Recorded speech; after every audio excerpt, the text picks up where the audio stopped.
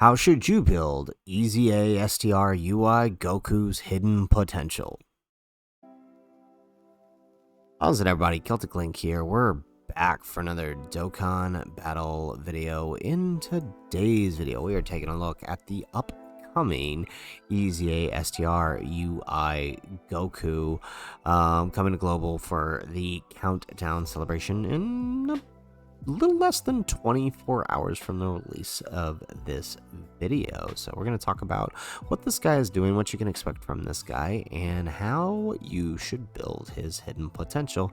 As with recent revelations on how certain mechanics work within the game, I think his potential kind of leads him a certain way. So let's go ahead, let's take a look here at what he's doing. So first off, he is a Realm of Gods, category key 4, HP attack and defense 150%, and Super STR key 4, HP attack defense 100% once EZA'd. Now, of course, this is pretty standard for gold coin LRs, but we're not going to be using this guy often for his leader skill outside of maybe Battlefield or something, right? Now, on his 18 key, he is greatly raising attack and defense for the turn, disabling guard, causing mega colossal damage, and raising allies attack for 50%. Now, this is giving 50% to all allies attacking following this. This is very important because of when we talk about his passive, right? Typically, you want a slot 1 character to be having this, right? So we'll talk about that in a second. Now, his 12 key raises attack defense for 1 turn, disables enemy's guard, and causes colossal damage to the enemy, and greatly lowers defense. Now, on his passive, he is getting attack defense 177%. He gets key 4 with great chance of evading enemies' attacks. That's a 70% chance of evading enemies' attacks for 7 turns from the character's entry turn. He has a high chance of evading enemies' attacks, including super attacks, from the 8th turn. So 70% for 7 turns, and then 50% after that. Now, he also gets an additional chance of evading enemies' attack, including super attack, 7% within the same turn before receiving an attack per reps of universe 7 allies on the team. So he can get an extra 14% chance to evade. Now, previously, we had understood this to mean that it was a separate 14% chance to proc, the same as it would work for his hidden potential, but some recent revelations lead us to believe that this may be actually additive, meaning instead of a 70% and an additional 14%, he actually has an 84% chance to dodge. Now, do with that information as you will, but it does seem to make him a little more reliable as a dodge character. So if you miss, you know you're missing about a 15% chance to dodge, right? So it's not that bad. Now, it is before receiving an attack, meaning he has to be in slot 1 for that to take effect. Or I guess it could be in slot 2 before receiving an attack could be before, but once that first attack heads towards them, then it would drop down. So I mean, ideally you would want that in slot 1, right? And then he could then activate his passive or his super attack effect, which would then buff the rest of the allies. So pretty good there. He also has an additional 77% starting from the turn defense, starting from the turn in which he evades, right? So once he dodges that first attack, he's got a little bit more defense. He still dodge or die, but it's not as bad, right? He can tank some normals.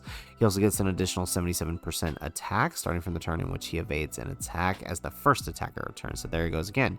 You want him in the slot 1 to gain that additional buff, as well as buffing allies. He also has an additional key 1 up to 7 attack and defense and chance to perform a critical hit 11% up to 77% with each attack evaded. So the more he evades, the better off he gets stats wise. So again, this is why you want to kind of place him in slot 1. His dodge is the highest there, and then obviously he can then buff the rest of the allies as he dodges more throughout that turn. So knowing this, I would say that he definitely doesn't need critical hit, right? When we look at the type effective or the hidden potential system here, as an STR type, he gets natural critical hit, which means if you were to fully invest critical hit in him without any skill orbs, he would be up to 40%, right? 20 nodes would give him 40%.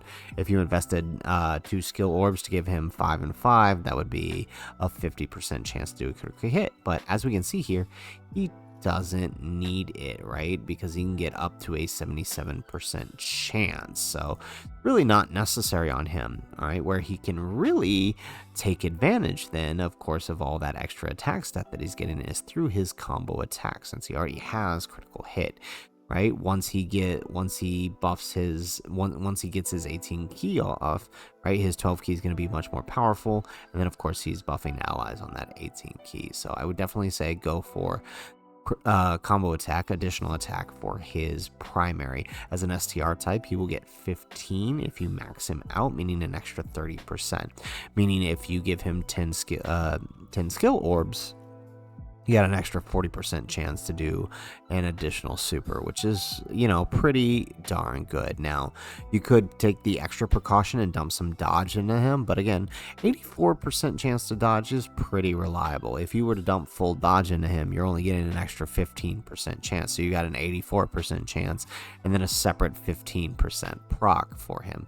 Could be helpful. I mean, really, he doesn't need the critical hit, so you could go additional attack and sub evasion, right? He's not going to get the best evasion, but I mean, the difference between a 10% and 15% is hardly noticeable anyways. So, you know, you could probably get away with that and see roughly the same, but what you're going to see more out of him is those additional attacks, which, I mean, for now, until we get the 6-year EZAs at the end of the anniversary, probably the best way to go for him, as he's going to be pretty useful as we utilize him and Super Saiyan Blue Kaioken and Evolution Blue Vegeta's EZA. They're going to be very, very helpful working in tandem together, especially with that extra attack buff that he's given him. So, guys, that is it for the video. That is how I think you should build UI Goku. Prioritize additionals, dump the rest in the dodge. He doesn't really need critical hit.